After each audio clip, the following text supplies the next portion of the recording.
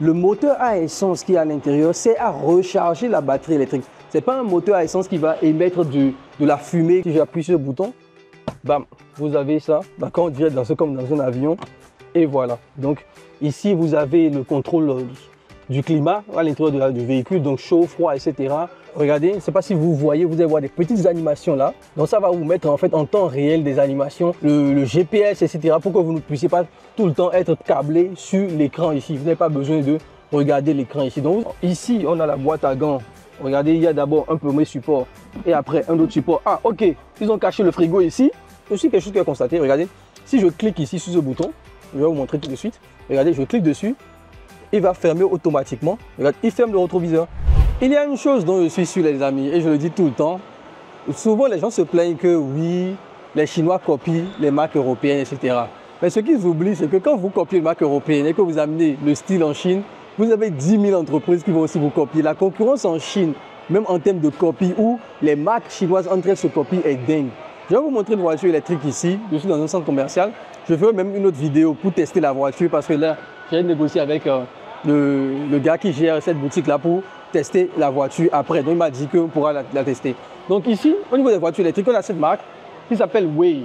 Bon, je ne connais pas le nom en chinois, mais ici, ça s'appelle Wei. Vous allez voir. Elle ressemble à ça.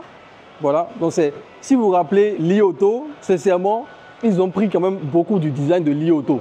D'accord. Donc, c'est ça la voiture ici. Vraiment pas mal. Moi, j'aime bien. Je vais vous montrer déjà tout l'extérieur de la voiture électrique. D'accord. Vous voyez ici. Et si vous vous rappelez de Li Auto, vous allez voir que les deux écrans, voilà, ils ont deux écrans dans la voiture ici. Donc, voilà, un peu comme Li Auto. Donc, vous voyez le véhicule. Je vais vous montrer aussi les autres côtés du véhicule pour que vous puissiez bien observer. Voilà, regardez un peu. C'est vraiment pas mal comme véhicule. Je vais d'abord fermer ici le derrière. Donc, ce véhicule électrique chinoise, ça s'appelle Wei. Vous voyez le nom ici, d'accord? Ça s'appelle Wei. Sincèrement, c'est un véhicule qui est assez joli. Moi, j'aime bien. C'est une marque quand même qui est connue en Chine. Cette marque, Wei, moi, je la vois beaucoup. C'est même déjà une marque qu'on retrouve aussi en Afrique. Hein. Ils ont aussi des camions, des bus, des trucs. Ils ont pas mal de choses qu'on retrouve un peu. C'est pas très connu, mais on retrouve déjà cette marque-là ici sur le marché africain. D'accord? Donc, regardez un peu tout ça. Je vais vous montrer pas mal de caméras aussi. Regardez, on a ici une caméra, deux caméras ici. Donc, tout ça, c'est des caméras et tout. On a au niveau aussi des capteurs. D'accord? Donc, des capteurs. On a ici le LiDAR. Donc, c'est pour cartographier en temps réel toute la route. On a 3 caméras devant ici. Regardez, 3 caméras ici. Peut-être que vous ne voyez pas bien, mais on a 3 caméras là. Donc, il y a vraiment pas mal de choses qu'on peut retrouver sur cette voiture-là, qui n'est vraiment pas mal en termes de caméras, de sécurité et tout. Donc, personnellement, c'est un véhicule que j'aime bien. Je vais vous montrer quand même d'autres volets aussi, d'accord? Vous allez voir ici aussi pas mal de capteurs en bas. Donc, les capteurs, c'est ces petits points-là qui sont les capteurs. C'est un véhicule hybride, les amis. C'est un véhicule hybride. C'est-à-dire que vous avez un mode essence et un mode batterie électrique. Maintenant, la spécialité ici des Chinois que j'ai remarqué, les véhicules hybrides que font les Chinois sont totalement différents. C'est-à-dire que le moteur à essence qui est à l'intérieur, c'est à recharger la batterie électrique. Ce n'est pas un moteur à essence qui va émettre de la fumée comme les moteurs à essence. Ce n'est pas un moteur à essence qui est différent. Non, c'est un moteur à essence qui est automatiquement connecté à la batterie. C'est comme si on avait un groupe électrogène qui était en permanence connecté à la batterie. Donc c'est un peu dans ce sens-là qu'ils font les batteries, les véhicules hybrides ici en Chine. Donc, c'est ce qu'on appelle les long range. Donc, c'est des véhicules qui font plus de 1000 km parce qu'ils ont le moteur à essence couplé avec la batterie qui va faire environ 300-400 km. Voilà. Donc, vous allez voir que ici, si vous regardez bien, d'accord, il n'y a pas de pot d'échappement. D'accord, il n'y a pas de pot d'échappement dans le véhicule. Donc, vous avez le véhicule, en parlant même de caméra encore, hein, on a 2 caméras ici pour le rétroviseur. On verra ça quand je vais aller à l'intérieur. On a aussi ces caméras de recul ici, avec plein de capteurs encore au niveau du véhicule. Et regardez aussi à ce niveau, d'accord, de la voiture. Donc, je vais vous montrer d'autres parties du véhicule. C'est vraiment pas mal comme véhicule. Au niveau des roues, on a des roues quand même assez grandes. Ça me fait vraiment beaucoup penser au Li Auto, d'accord, que j'ai déjà présenté plusieurs fois dans les vidéos, d'accord, YouTube. Donc ici, on va rentrer à l'intérieur. Je vais vous montrer déjà le derrière. C'est un véhicule 6 places. Donc le derrière, vraiment magnifique. D'accord, magnifique. Je vais rentrer à l'intérieur. Voilà. Je change un peu l'angle. Donc ici, vous le voyez, on est très assis confortablement. Vous avez, regardez, Ici, voilà, on a celui-ci. Donc, pour fermer un peu, d'accord, un peu de privacy, ici, de confidentialité. Vous avez des haut-parleurs qui sont assez intéressants, qui sont un peu partout, d'accord. Donc, les sièges sont très confortables. Donc, vous avez la panoplie hein, au niveau des sièges. C'est des sièges un peu business.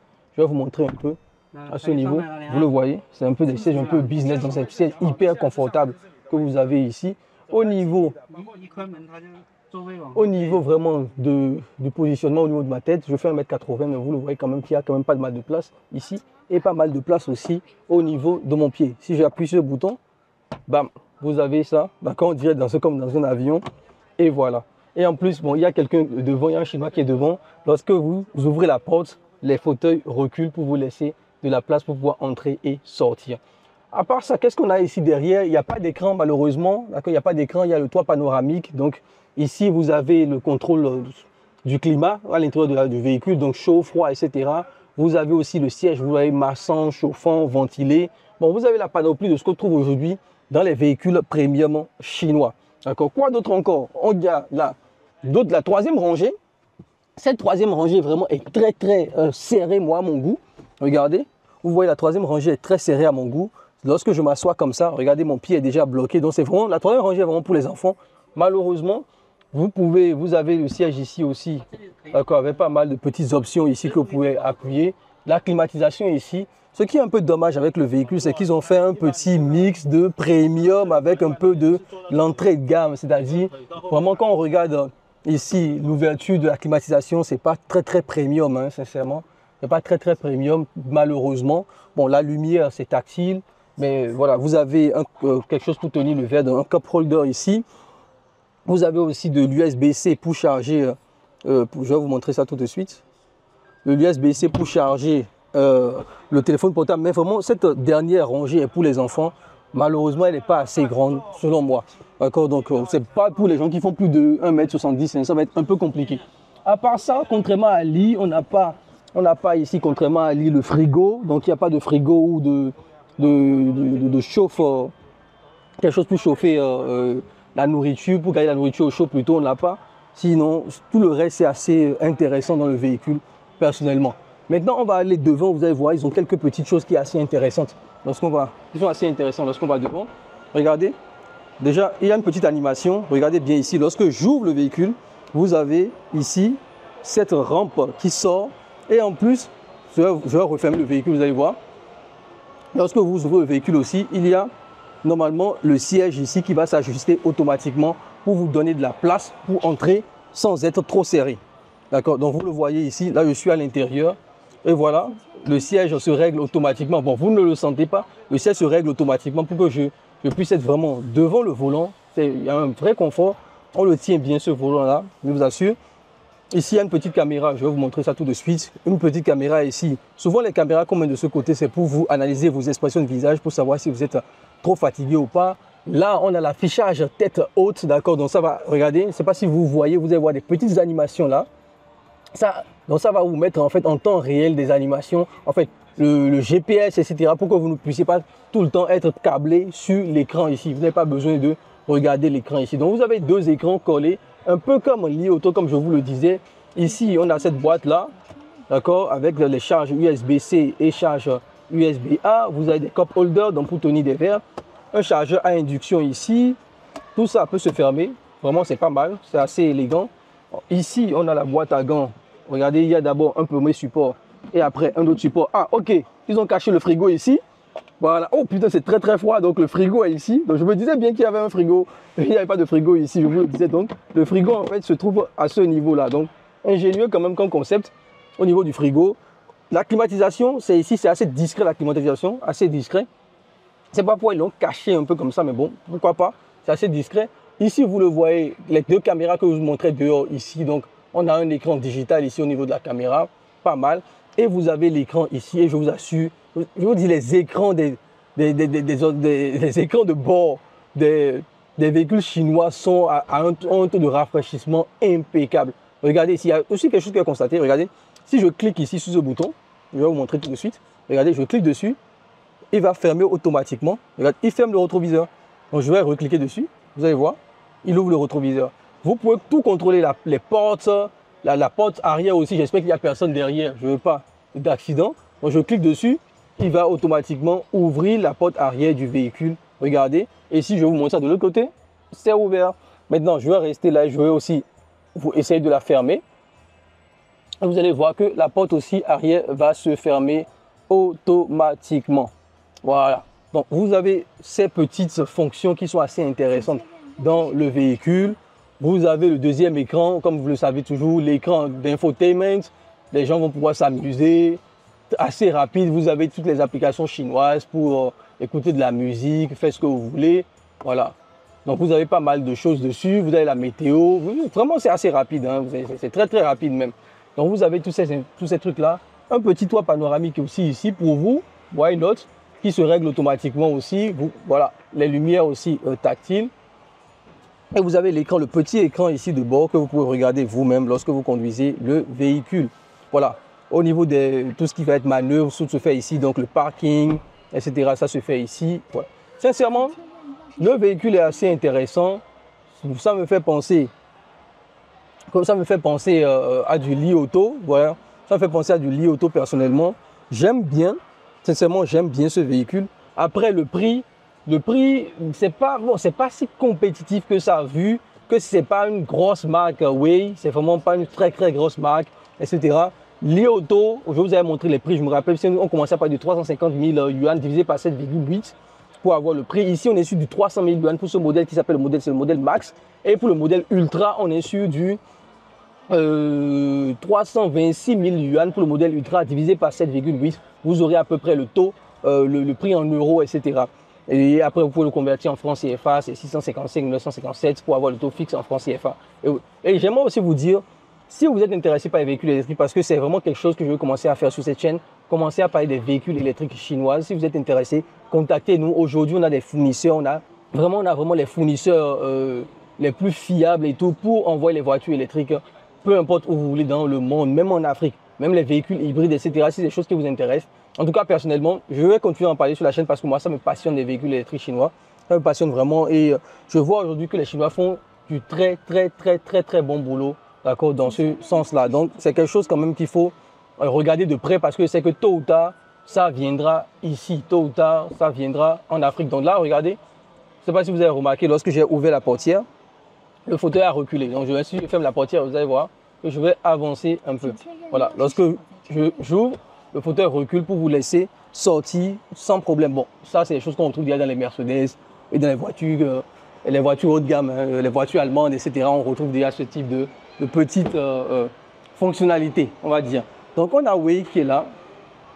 Voilà, ce véhicule-là, très beau véhicule. Ils ont un modèle MPV. Si vous vous rappelez, les MPV, c'est quoi? C'est les multipurpose véhicules. J'en ai parlé aussi sur la chaîne avec l'Iméga. On a fait toute une vidéo YouTube sur l'Iméga. Donc, on a, voilà, c'est les modèles familiales un peu, hein, qui cartonnent en Chine. Et eux, ils ont fait aussi un même modèle, ce modèle-là, qui n'est pas mal. Je peux vous montrer ça. Vous le voyez ici, hein, ce modèle-là. Et ce qui je trouve intéressant ici, c'est vraiment un modèle business class, mais full business class, c'est-à-dire tous les fauteuils à l'intérieur sont business class. Donc je vais vous montrer ça ici, regardez. Voilà, c'est ce modèle-là. Donc vous avez vraiment des fauteuils assez intéressants. Vous voyez, c'est vraiment des... Je ne sais pas si vous me voyez bien. Voilà, je vais mettre ça comme ça. Vous avez des modèles un peu, des fauteuils business class, d'accord? C'est assez confortable, avec plein de manipulations ici, massants, vibrants, tout ce que vous voulez. C'est assez intéressant. Au niveau du devant, regardez, bon, le tableau de bord, on reviendra dessus sur le tableau de bord. Donc, vous pouvez avancer le siège, le reculer comme vous voulez. Et après, vous avez la troisième rangée qui est aussi la même chose. C'est-à-dire, c'est vraiment une rangée aussi business class. Vraiment, c'est aussi une rangée confortable où je peux reculer, faire tout ce que je veux. Regardez, c'est vraiment très confortable. Hein. Même chose avec des ports USB partout. Vraiment, il y a tout ce qu'il faut. Malheureusement, ça laisse très peu de place au coffre en fait. Très peu de place au coffre qui est assez petit. Donc c'est pas, même si c'est familial, il ne faut pas garder beaucoup d'affaires quoi. Il faut garder beaucoup d'affaires ici, malheureusement. Est-ce que je trouve un peu dommage, ils n'étaient pas un peu obligés de mettre le business, les fauteuils de type business class aussi sur la troisième rangée. Mais bon, c'est un parti pris qui est assez élégant, qui est assez bien. Donc j'aime bien quand même personnellement. Après, vous connaissez, j'aime deux types de voitures, c'est Huawei et vous le savez, c'est lié auto. Donc tout le reste, c'est pas forcément ce que je vais acheter pour moi-même. Donc ici, derrière, bon, on a le frigo, voilà, qui est ici, vous le voyez tranquillement, on appuie dessus. Il s'ouvre, voilà, il peut maintenir aussi les trucs au chaud jusqu'à 50 degrés, si je ne me dis pas de bêtises. Voilà, les portes sont automatiques aussi, vous pouvez sortir en tenant cette barre, vous pouvez fermer les portes, voilà. Tranquillement ici en cliquant dessus, pas besoin de tirer, c'est full automatique les portes. Et on va aller maintenant à l'avant pour voir un peu, pour vous montrer un peu à quoi ça ressemble ce véhicule-là. Donc vous le voyez ici, hein, voilà. Vous voyez quand même que ça en jette quand même. Encore ça en jette quand même le véhicule. Voilà, c'est le MPV chinois. Et là, on va cliquer tranquillement et on est à l'avant du véhicule. Voilà, l'avant aussi, pas mal, pas grand chose, hein, il faut le dire, pas grand chose à l'avant. L'écran n'est pas fou, sincèrement, je n'ai pas trouvé l'écran très fou. Ici, pour ce véhicule-là, par contre, il est moins dynamique que les autres écrans et tout. Donc, voilà, après, ils ont une sorte d'intelligence artificielle, enfin, une IA qui parle, qui te fait pas mal, qui te dit pas mal de choses. L'écran de bord ici, principal, n'est pas tactile, c'est seulement cet écran qui est tactile. Voilà, vous avez ici, soit on voit avec la batterie, on est déjà au moins à 90% avec la batterie. On a 138 km avec batterie et l'essence, il n'y a pas beaucoup d'essence dessus, donc on a 111 km en essence. Vous voyez, c'est les deux qui vont être combinés, d'accord, pour donner le range donc, du véhicule. Donc, c'est-à-dire la distance qu'elle peut parcourir. Ici, on a pas mal de petits boutons sous forme de piano. Ici, on a la climatisation, etc. Rien d'exceptionnel. Hein. Ici, rangement. Ici, c'est quoi? On peut charger son téléphone ici. Ici, je pense que c'est juste pour garder des choses là. Ici, on a le coffre de rangement ici. Avec un deuxième mini frigo à ce niveau. Donc, donc il y a 2 frigos ici. Après, la boîte à gants. Rien de spécial à l'intérieur. Voilà.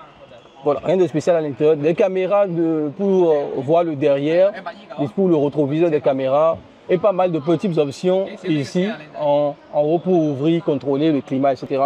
Et on dit coucou à cette petite chinoise là. Donc il y a pas mal d'options ici qui sont assez intéressantes et tout dans ce véhicule là. Donc voilà un peu les amis sur cette marque de voiture. Donc on dira une copie un peu de Li Auto. Même si, bon, le boulot n'est pas mal, le boulot est quand même assez efficace. C'est un petit mélange de fonctionnalités premium et aussi de l'entrée de gamme qu'on peut trouver en Chine. Personnellement, vous savez, moi, je kiffe quand même les véhicules chinois. Et comme je le disais, je vous ferai pas mal de vidéos pour vous montrer ces véhicules. Et aujourd'hui, je retrouve de plus en plus de véhicules chinois sur Cotonou, en Afrique, etc. Même si ce n'est pas les modèles électriques, même si c'est les modèles à essence, voilà, vous avez des configurations aussi à essence, électrique et par contre, ici, on est sur des configurations hybrides, les amis. Donc, voilà un peu pour cette vidéo. Si ça vous intéresse d'en savoir plus, est-ce que vous voulez que je fasse d'autres vidéos sur les voitures électriques chinoises? En tout cas, personnellement, moi, ça me passionne, donc j'ai envie de le faire, donc je vais continuer à faire cela. Et si vous voulez qu'on vous aide, d'accord, à importer des véhicules chinois, contactez-nous. On a déjà tout le réseau mis en place. Une dernière chose, n'oubliez pas, on organise un voyage business en Chine qu'on appelle le China Business Week, qu'on organise tous les 6 mois. Donc, vous pouvez vous inscrire pour la prochaine session où on va vous montrer un peu toutes ces opportunités directement sur le terrain ici en Chine. Donc le lien est dans la description pour le voyage business en Chine. On se retrouve dans une prochaine vidéo. Bye bye.